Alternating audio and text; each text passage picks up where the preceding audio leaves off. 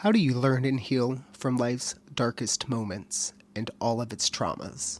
How do you conquer the chaos in the mind? Thank you, gracious viewers, and from my heart to yours, thank you for all the feedback that you have provided for me in this past couple of weeks. In today's garden lesson, it's going to be the lesson of the seed. For as a seed is planted under darkness and pressure, so a great flower or a mighty oak can rise up.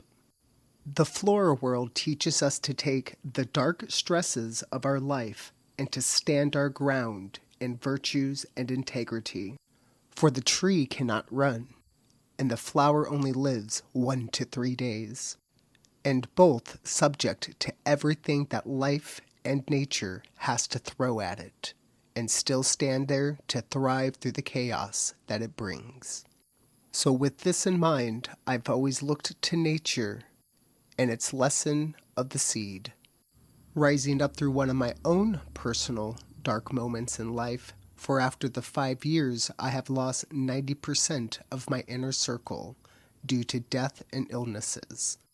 Left picking up the pieces with stepmom, as father, our last current one who was buried on March 3rd here in 2024. So the garden actually helped me to work out all of my stresses, whether it may be money, whether it may be emotional, whether it may be spiritual. Here we are with every shovel that we do, with every plant that we grow. I am working out all the people that I've lost. I am working out how they're still walking with me. I am working out all the chaos that life has brought, and still, here we're still working it out. Because with every brick, rock, and flower that you see me work with here, it helps me stand stronger. It helps me live better. It helps me work out my frustrations and inner anger dialogue, so that way we can learn how to be better together inside and out, so whatever we show the world can see a better reaction from us.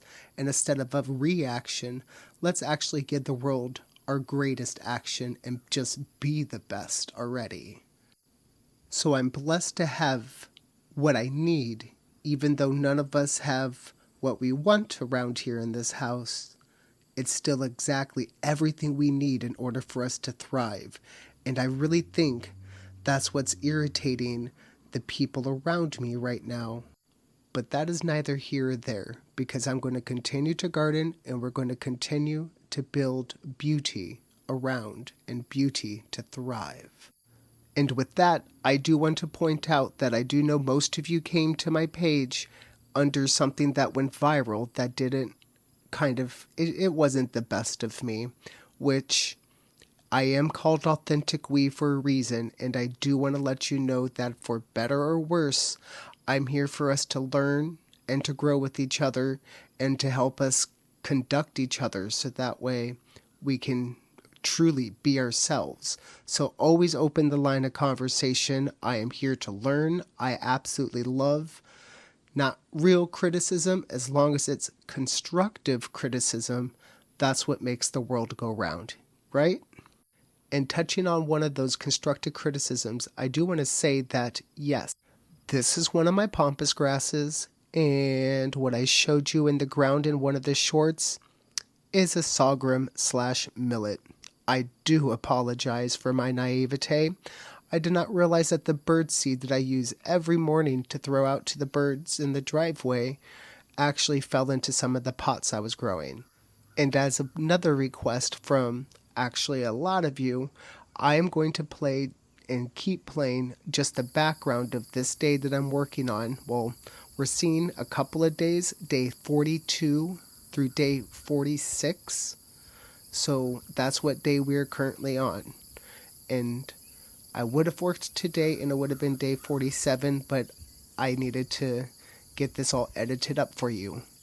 But what I am doing here is I am preparing the back area of the yard, which is only 30 feet from the house at this point that I'm working at. And it's next to the weeping willow tree inside of the yard. And that's another thing I want to touch on. We are living in a small house. You see that the yard is 55 feet wide, and from front to the back, it's 129 feet long. I'm working with a 42-degree slope here, which means that at the very bottom by the willow, before I built it up, it was 9 feet below the foundation of the house that you see right there underneath that gray siding. So that being said, let's answer the fence question.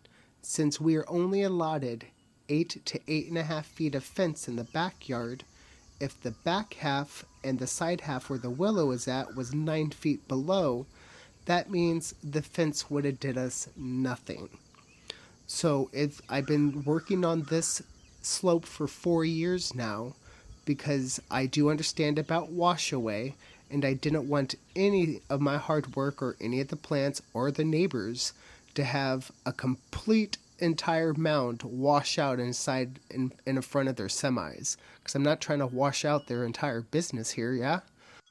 So under the willow where I did start that berm, it's about 3 feet of brick lined up with an entire row of logs, and that's buried with willow planted. And then I had its roots go out, and then as its roots were growing is as I started adding outward on that mound. And then once willow was set, I started building the mound up even to the house. And then we did the back mound over here. We raised that 3 feet up from the solid ground that I'm currently picking up at the moment. And then we want to build that up another couple of feet and make a few features, which is why I'm picking up all this grass, if you're wondering.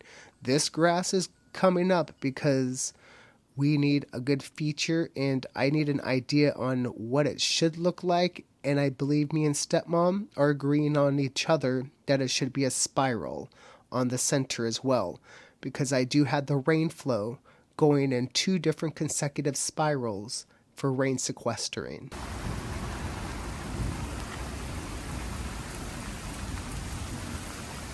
Ooh, look at that water sequestration. Look at that, y'all. Guys. Hey. And then we got a little creek going down there. It was 6.5 weeks since I saw rain, so yes, I was a little excited if you can't tell. But I do want to leave you with the last 5 minutes of just montage of me completely working inside the garden and thinking about life, yeah? And we're going to listen to all the birds and crickets that are around, and the frogs and the cicadas and the birds. So thank you for today's garden and life journey, and please give us a like and subscribe, because I ain't going to be saying nothing until the end. And have a blessed day, my gentle viewers.